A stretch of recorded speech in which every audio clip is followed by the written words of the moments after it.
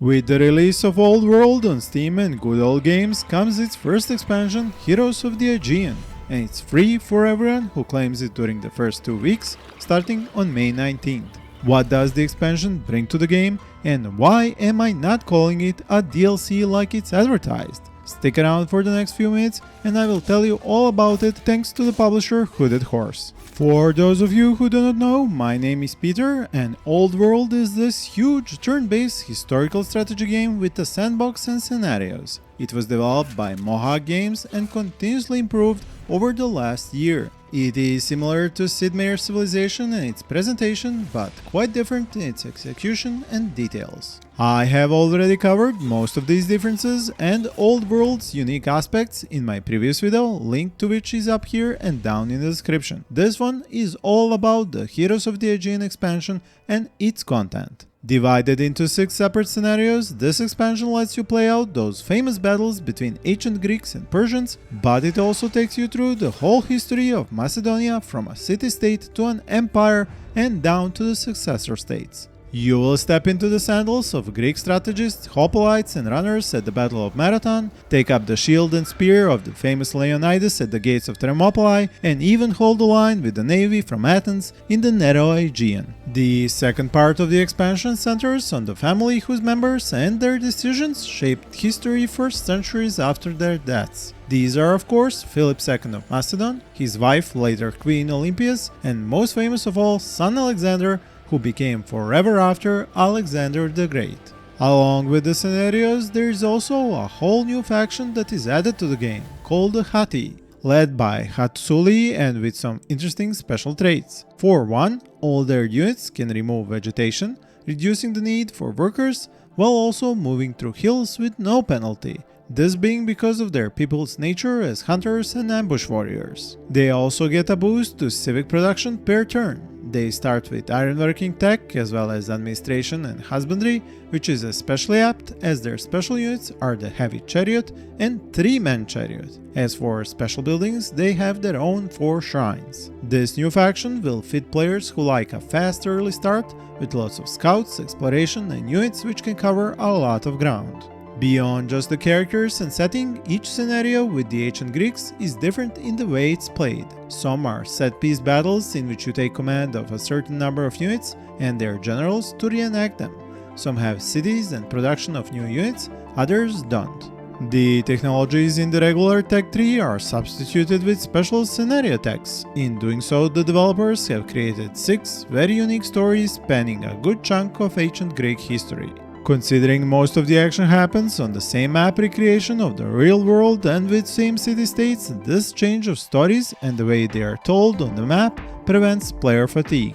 Also, to keep things interesting, not all happens by the history books, so players do get to choose different paths through the stories. The focus on a single time, place and people does also means using the same units for the length of each scenario, with more diversity found only in the most expansive of them. For me, this seems like a good trade-off. You lose the sandbox appeal of having a wide selection of civilizations and factions, which means less unit and building variety, but you gain story and narrative structure with specific objectives and characters. Of particular note is the special tech tree I mentioned, which is part of the 4th scenario, where you play as Queen Olympias and shepherd the young Alexander into leadership. It is called the Intrigue Tree, and instead of research points and new tech, you accumulate points to unlock different plot twists like spying moves, blackmail, and even assassination and elimination of political opponents. In the same way, some cities don't actually produce units or construct buildings, but only add points towards your overall progress and goal. They can undermine the city-state of Athens or help your city-state and centralize its economy.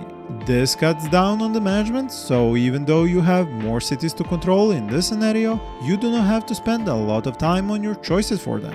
It also prevents you from amassing armies in this more political and backstabbing scenario. Blackmailing Aristotle was one of the more ingenious options I noticed. What is special about Alexander's scenario is not just how it starts, but how it develops. You begin on the edge of the Persian Empire with your invasion fleet in the bay and catch the Persian defenders with their swords down. Once you disembark your first troops of spearmen and fast cavalry, including your generals and Alexander himself, on his famous steed Bucephalus, you lay waste to the countryside, pillaging and taking resources.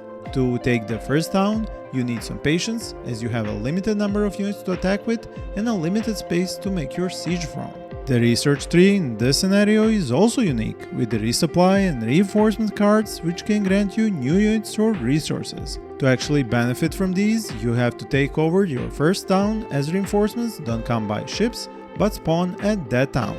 As for building inside these newly captured towns, you don't have any options at first beyond the repair of improvements or integration into your own empire.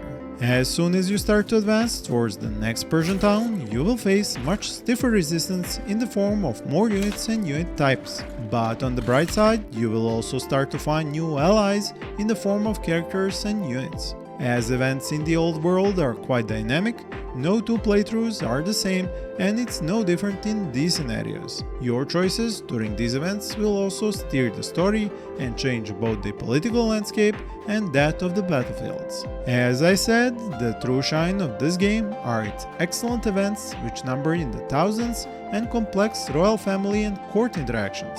The developers have added a lot of these specifically for this expansion, and quite a few lead into various paths for your empire. This means replaying any scenario and making different decisions, alliances, and character development choices will give you a fresh playthrough. The game even lets you use its very own event management system to browse, change, and even edit them. Many events influence each other, so the connections between them are also important. Another thing you can customize to your heart's content is the map. Using the map editor tools, you can create your own from scratch or auto-generate one and do as you please. Add a bunch more resources? Sure. Build up a hill into a new mountain or a volcano? Go for it. Add pre-built roads? Why not? Those among you who like to mod or edit will have a field day with these options, and in the base game too, not just with the expansion. And going back to the expansion, I must admit I did not expect such a comprehensive and content-rich scenario pack. The gaming industry as a whole has first wounded me with low-quality expansions, then salted that wound with DLCs, and slapped me silly with nano-content things like horse armor, blood pack, skins, shortcut bundles, and the like. It seems indie developers and small studios like Mohawk Games are not only bringing original IPs and good gameplay at affordable prices, but are also trying to create much more content-rich DLCs which can earn the title expansion packs. Here you get to play handcrafted narratives in a specific age and place, custom-tailored battles from historical records, follow characters as they build up and burn down whole empires, while going down to the details of who tutors or marries who, which general leads which unit, and how does a mother of a future emperor secure his rise to power.